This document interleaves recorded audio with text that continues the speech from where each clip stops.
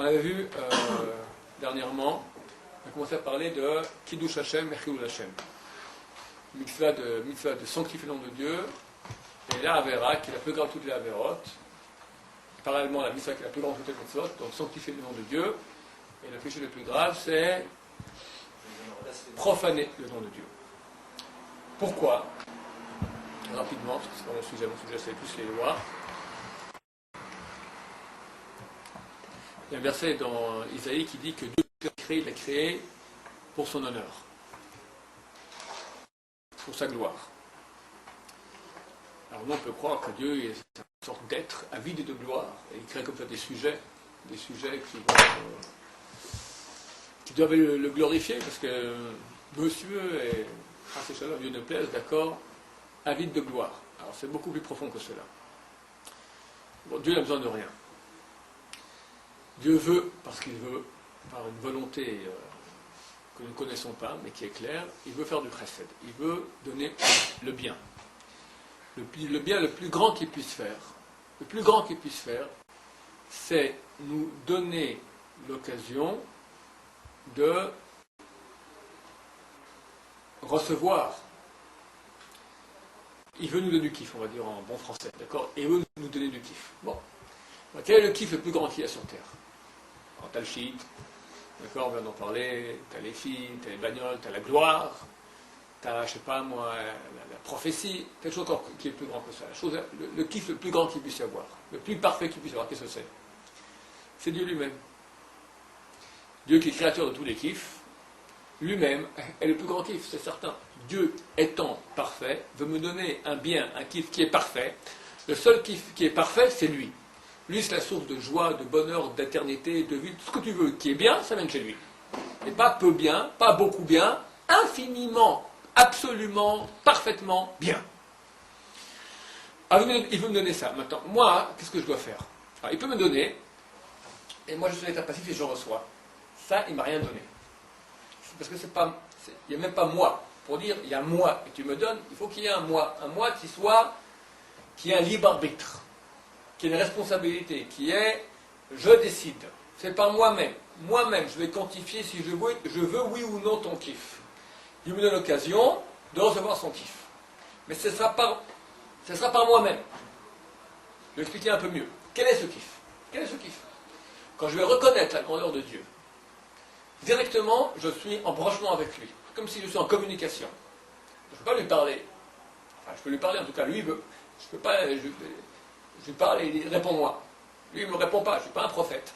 Il me répond en faisant que je reconnaisse sa bonté, que je reconnaisse sa grandeur, que je reconnaisse son omniprésence, que je reconnaisse son caractère absolu. Quand je sens, je vois Dieu à chaque instant, je vois son chesed, son aide, je sens que toute ma vie provient de lui, je vois ça à chaque seconde, ça me procure, c'est certain que je suis branché avec l'infini, ça me procure une joie infinie. Un bonheur infini, je suis branché avec l'infini. Et là, je suis vraiment en état de kiff infini. Alors, nous on est très, très petit, mais celui qui va cultiver ça, qui va grandir, il commence à vivre intensément sa vie. Maintenant, pour cela, ça on appelle ça glorifier Dieu. Quand Dieu dit j'ai créé le monde pour qu'on me glorifie, c'est pas qu'il a besoin qu'on le glorifie, il a besoin de rien de lui.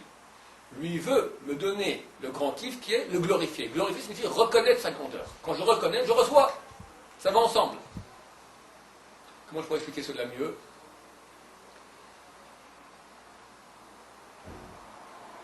Si je suis toujours obligé de prendre des exemples quand on veut mieux comprendre la relation qu'il y a entre Dieu et l'homme, il faut comprendre la relation qu'il y a entre l'homme et une femme. C'est la même chose exactement.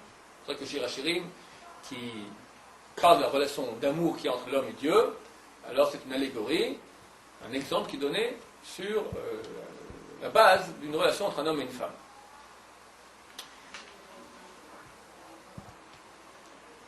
Ma femme me fait une chose qui est très gentille, un chesed énorme, un acte d'amour très grand.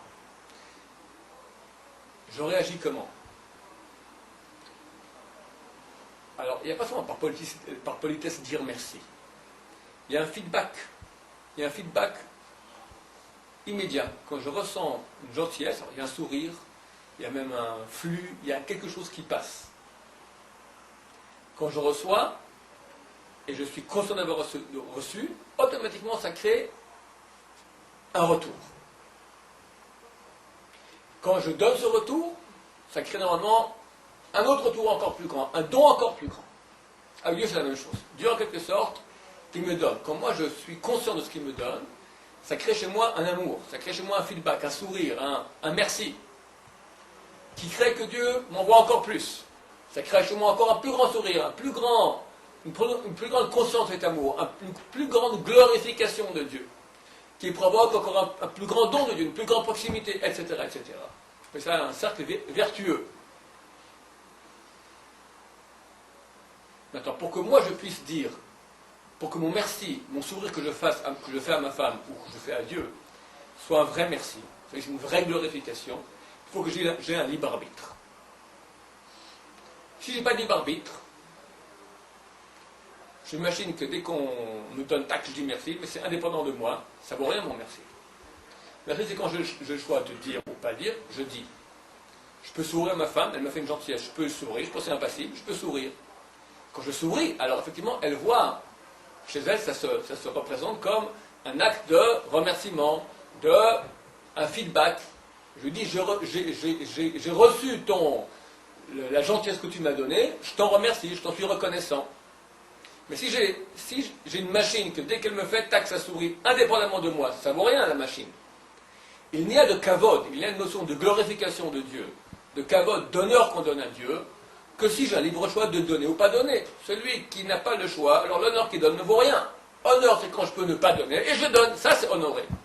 Reconnaître. Créer une histoire d'amour. Vous comprenez ce que je dis ou pas du tout? Ok? Donc Dieu maintenant veut me donner le plus grand kiff possible, c'est l'occasion de reconnaître sa grandeur. On appelle ça Kiddush Hashem. Kiddush Hashem. Je mets Dieu au-dessus de tout. Je reconnais que sa grandeur est plus grande que tout. Et quand je ne reconnais pas, au contraire, on appelle ça Chilul Hashem, profanation du nom de Dieu. On va commencer à expliquer.